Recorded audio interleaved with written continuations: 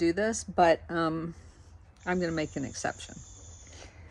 I was in the middle of blow drying my hair when I read a post, or was listening to a screen reader, and just like lost it on the Panama issue. I'm, again, not surprised that people don't know history, but I want you guys to have this as a bookmark to be able to share for people who are ignorant of the history in the Panama Canal. So, first point. In 1869, the Suez Canal was finished. The French company that built the Suez Canal was trying to replicate a canal in Panama. We had already decided, the U.S., to build a canal in Nicaragua. It had already been approved by Congress. It had already been started. They had already spent tons of money on it. And it was well on its way. But this French company who tried to move on to build the Panama Canal fell on financial hardship. And the embarrassment of it going bankrupt after being so successful with the Suez Canal was a black mark on the French people. At least they viewed it that way, because they viewed themselves having built the Eiffel Tower, the Suez Canal, that they were, you know, this was an area that they excelled in. So the company was called, it was based in Paris, New Panama Canal Company. They came to the United States and hired a man by the name Cromwell. You'll recognize that because it's Sullivan and Cromwell, the infamous John Foster Dulles, Allen Dulles law firm that was behind the overthrow of Nicaragua and a whole bunch of others, largely responsible for the Banana Republic wars, all of that stuff. That same law firm. So they had already excavated a huge portion of the Panama Canal area, and it had been left in disarray. They had $260 million invested, including roads, housing, hospitals, all rusting. They had already buried 4,000 Frenchmen who had died of yellow fever. So they have a huge investment in the Panama Canal. So the French failure made Americans all the more determined to finish their Nicaraguan canal, basically to kind of show them up. And the site for the Nicaraguan canal had been chosen in 1850 and had all of the support of the southern states, because that's where all of the produce and stuff like that from the banana republics came into the United States, into New Orleans, Galveston, Biloxi, all of that. This was a huge boon for them to be able to have access through a Nicaraguan canal. So Cromwell accepted the job from the French company to go against what was in the best interest of the United States, especially the southern states, because he hated them. So he goes to Washington on a crusade to persuade Congress to take over his client's lease of the Panama Canal project. So no one wanted to talk to him about it. William J. Curtis basically told him that no one was interested. But Cromwell and Curtis went down there to argue about the Panama and that we just couldn't abandon it, because he's now hired by the French company who's going bankrupt and wants to basically sell it and make some money off of it. Other investors would buy the French lease, finish the canal, and create competition for an American project. They continued, you have to do this. Cromwell and Curtis tried to show as many legislators legislators as possible all of the statistic maps and everything else that they had already done, and that it was 40% finished, according to them. So he thought that he was going to be able to wear him down.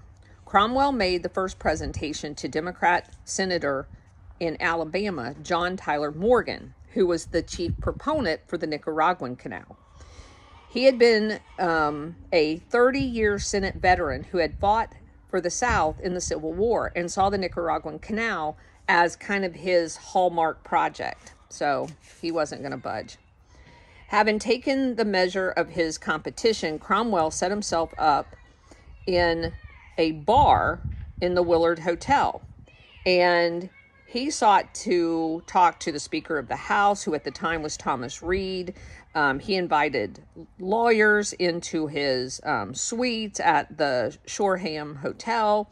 And after Reed had presented the case for the Panama Canal to Reed, he and Curtis said, basically, what's in it for your company? Curtis said that we just want you to look at it. It is a perfectly fair proposition, Reed said. In this crucial conversation, Senator Morgan tacked a simple rider onto a Senate version of the 1899 Rivers and Harbor Bill, asking for $2 million to start building the Nicaraguan Canal. The bill easily passed the Senate, but as an addition to the original House appropriations, it had to go to reconciliation. Reed pointed to the conference committee 3 House members sympathetic to the Panama Canal, not the Nicaraguan one. Not until the last frantic hour of the congressional session did the Senate understand that Reed would block the whole River and Harbors bill if it had the Nicaraguan provision in it. The House version finally passed, giving $2 million for an investigation into both routes, the Panama and the Nicaraguan, even though the Nicaraguan, again, had been in the works for decades at this point and had already been started. With the investigation commission to be appointed by the president, Cromwell ingratiated himself with President William McKinley. His right-hand man was Senator Mark Hanna of Ohio. Cromwell got an introduction to Hanna through Hanna's banker, Edward Simmons. They were old buddies because Cromwell was involved with the Panama Railroad that was there to take advantage of the Panama Canal. Meeting Hanna in Simmons' office, Cromwell extended the benefits of the Panama route and donated $60,000 of the new Panama Canal Company's money to the Republican Party. The effect was immediate. In 1900, the Republican platform abandoned the previous Nicaraguan canal and advocated a canal be chosen by experts. Of the 9 members of the commission that was going to be assembled, Admiral John Walker, it was named after John Walker, 3 were Cromwell's choices. Cromwell persuaded the group to go first not to Central America, but to Paris to meet his clients in the new Panama Canal Company.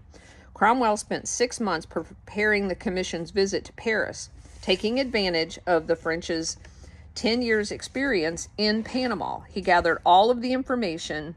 He set up a press bureau. He had writers, hired a former journalist, Roger Farnham, and it began a lifelong association of Farnham, who eventually was called to be the head of the Sullivan and Cromwell's political department as a journalist. That's weird. For Panama, Farnham released press releases throughout the entire time. He was basically softening up the opposition. He accompanied Cromwell to meetings, to appointments, everything. Cromwell made sure that Farnham's efforts were not ignored, writing bluntly at one point to McKinley saying, advise the Senate of the facts of the case.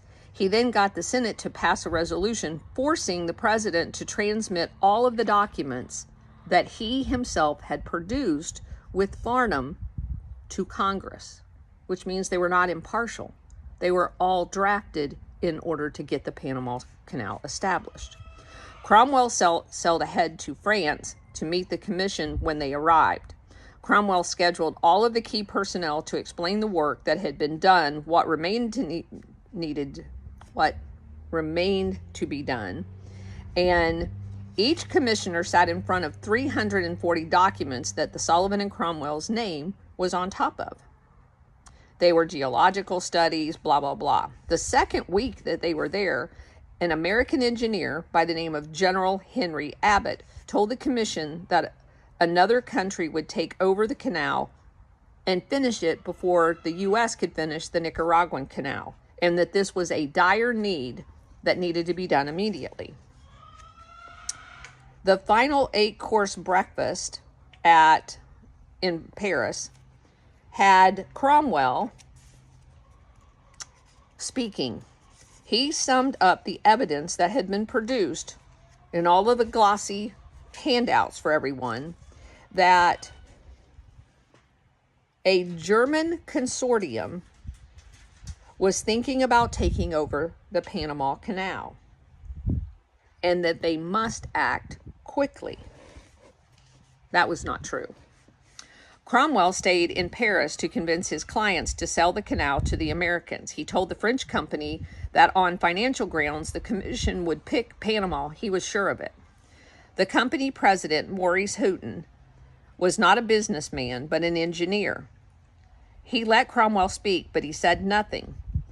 Determined to make America build the canal on his terms with the French at least partners in the project, Cromwell rushed back to America to stop another bill pushing the Nicaraguan canal before the investigative commission could write their report.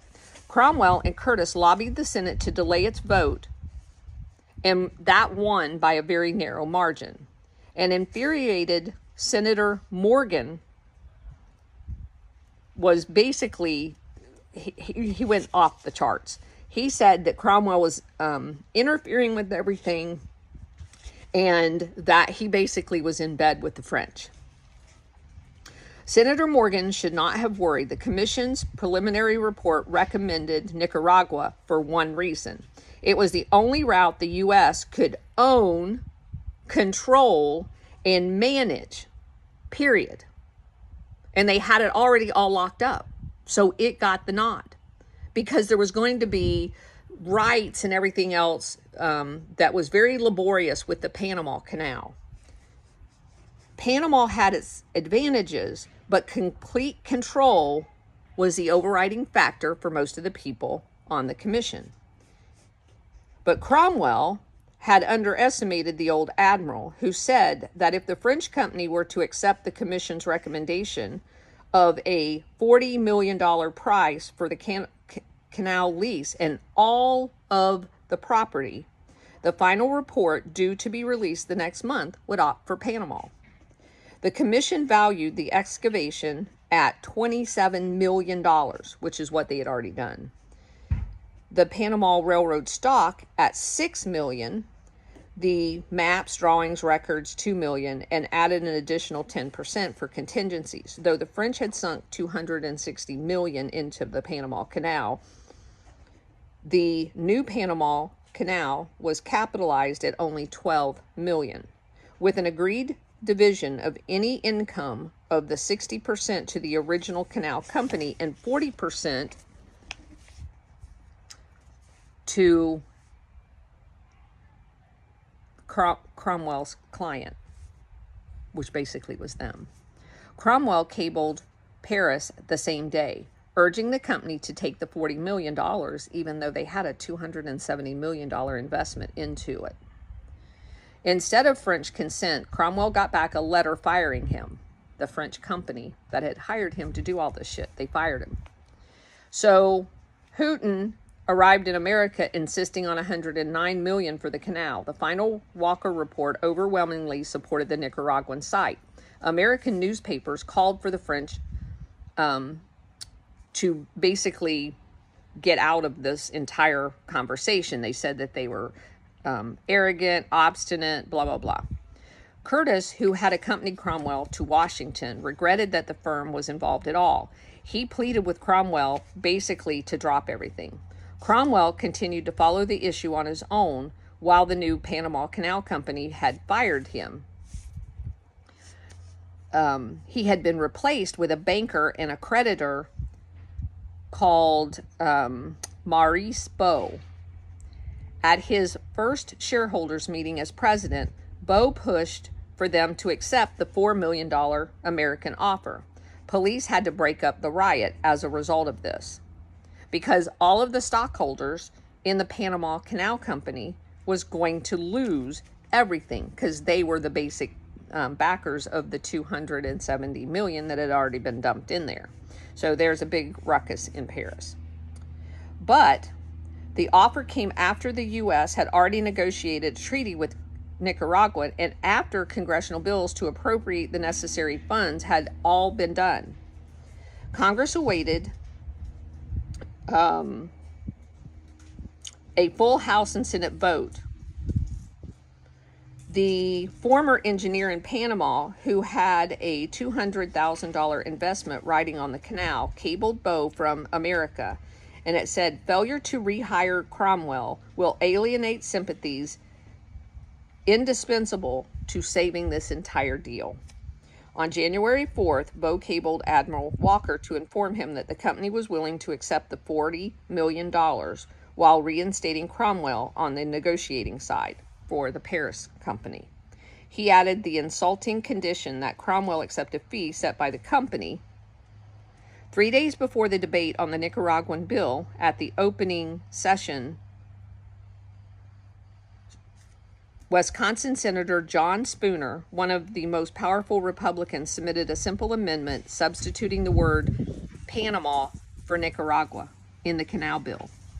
Spooner was Cromwell's secret weapon, a leader of the most conservative Republican faction and a staunch admirer of Cromwell's. When the Northern Pacific went bankrupt in 1893, Cromwell had used Spooner's Milwaukee law firm, and at the time Spooner had wrote admirably of Cromwell, quote, "He is wonderful in his energy, in his quickness of comprehension, his mastery of details, his power of rapid generalization, his fertility of resources, etc., etc. And with it, he is generous, full of good impulses, and altogether a lovable man. In addition to his other accomplishments, he can bulldoze like damnation when he wants to, and I have seen him when he wants to," unquote. The vote on Spooner's amendment was too close to call until the issue literally exploded when a volcano erupted in Nicaragua. No one was killed, but the damage, which was not anywhere near the canal, was this is just a side note because this isn't in this book, but I found this on another search project. Cromwell had hired a PR firm that had sent, they drafted these and got approved an official stamp that had the Nicaraguan canal with a volcano in the background. And so they had throughout this entire time set up a propaganda campaign throughout the House and Senate that the volcanoes in Nicaragua were perilously close to the Nicaraguan canal and was going to be devastating if they ever erupted. And it just so happens that one erupted in the middle of the voting. It was not even close to where the canal was going to go in. In the final debate, Senator Hanna gave an impassioned speech for the Panama, which notes Cromwell had basically prepared his speech for him. He spoke for hours. He was too exhausted to go on, and he brought out all of the factors of why it should be Panama and not Nicaragua. Under Cromwell's influence, Hanna rose to eloquently describe, quote, "It is the best broad liberal American policy for which we stand in the building of a world canal. I sympathize with all of those who in other days laboring for the canal had but one star to guide them, Nicaragua, and who must now naturally feel like giving up an old friend as it passes by. But in the age of progress and development, Mr. President, the American people are looking to Congress for answers to them on this question without regard to sentiment. Unquote. To consider his finest speech, it was so convincing that some started referring to it as the Panama Canal, not the Panama Canal. The Spooner Bill passed with a vote of 42 to 34. It was signed in 1902 by President Teddy Roosevelt, who had assumed the presidency after the assassination of William McKinley. A bitter, defiant, and almost violent Senator Morgan got up on the floor and said, "I trace this man Cromwell back to the beginning of the whole business. He has not failed to appear anywhere in the entire affair." So, this entire thing was brought on by Sullivan and Cromwell, who was basically Rockefeller's, J.P. Morgan, all of their law firms in Panama. That's the only reason we were even in Panama.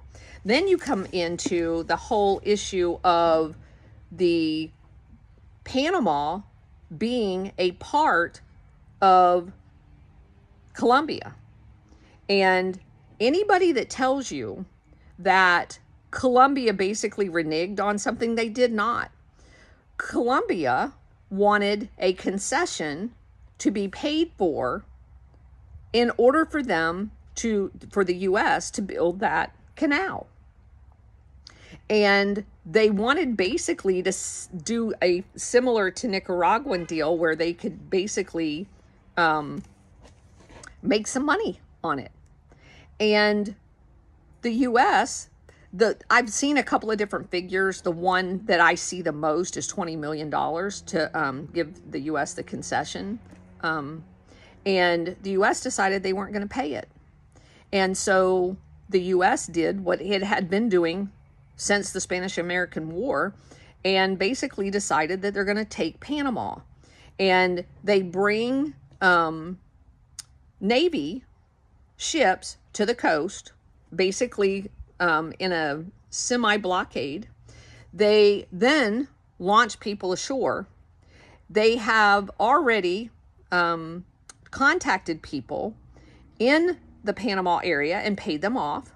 So the Panama Railroad, which we just mentioned, basically under the control of Sullivan and Cromwell and his lackeys, when Colombia gets on the train to come into the area that this destabilization effort from the United States has taken place in, the railroad company, the U.S. Railroad Company, sabotages most of their train cars and can only take a handful of the leaders into the area. Well, as soon as they come into the area, they're all arrested by the people that have been arranged by the U.S. Sullivan and Cromwell type companies. So they're arrested, and an already arranged leader says, okay, I'm in charge. We've segregated from Colombia. We're now our own country, and we want the U.S. to immediately recognize us, which they do. And that's how you even have a country called Panama, because it was part of Colombia.